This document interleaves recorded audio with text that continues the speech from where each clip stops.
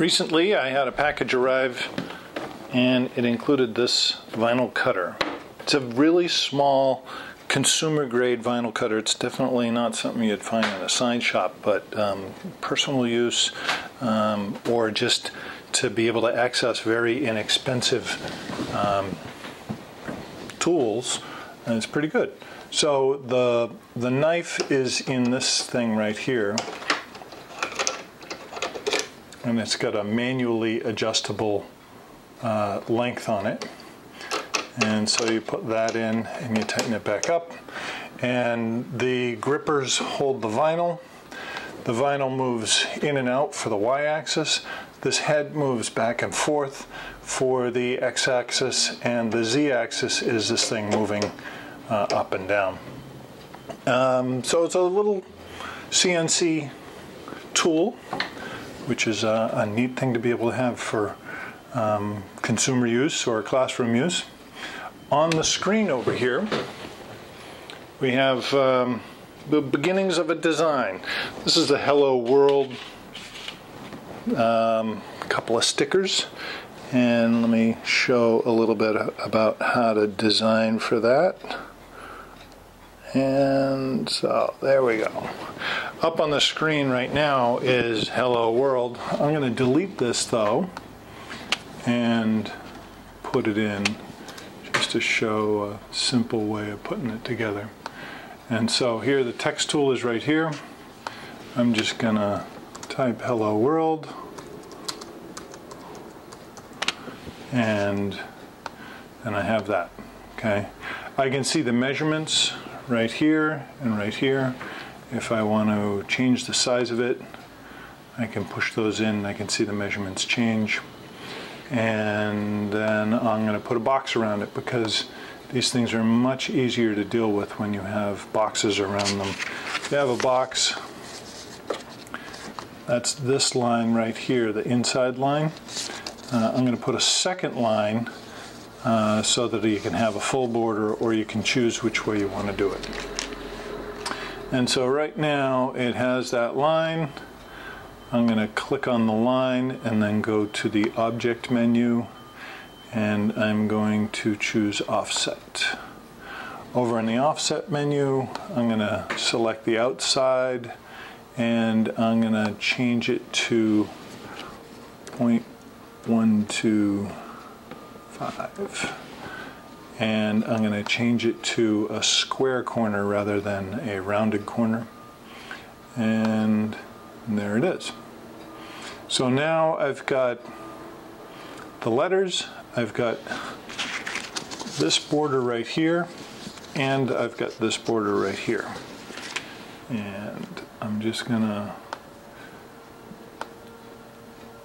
select that and move it over. I'm also going to go to the object menu, and I'm going to align it to the center and to the middle. That'll make sure that everything lines up vertically and horizontally. And that looks pretty good. I'm going to move it over just a little bit more, and then I'm going to copy it and paste it. And then I'm going to hold the Shift key so that it moves over a little bit faster. And then put that up, and then they're lined up pretty much horizontally.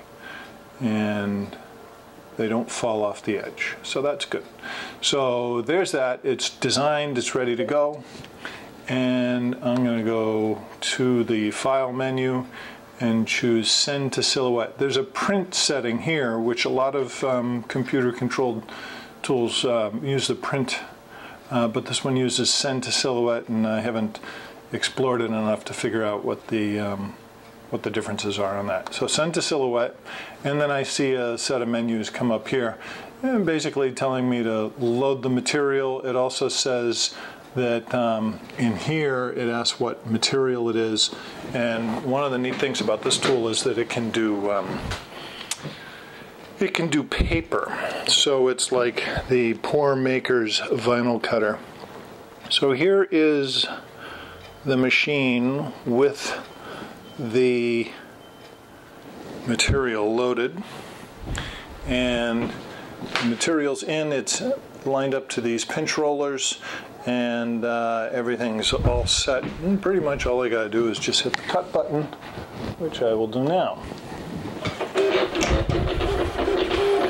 So what it's doing now is it's following the commands of the computer, and it's cutting the letters, moving the material in and out, moving the cutter head side to side. It can do diagonals, it can do curves, it can do straight lines, horizontal lines, and then when it's getting close to its finishing run, it'll draw a box, 2 boxes around each of the designs. So that's obviously a round part. There we go.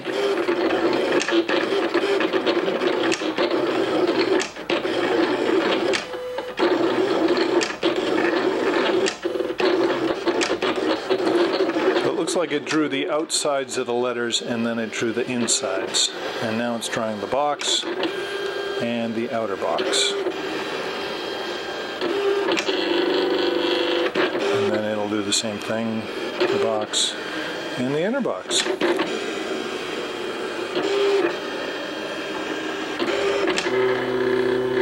That's all done. So then hit the unload button, and then you can see what we have here. There we go. So there is the image that's been cut.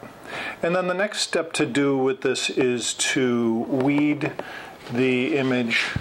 And the way that this is set up, you can weed it in either of these ways. You can make the letters solid with a border, or you can make the letters empty with a background.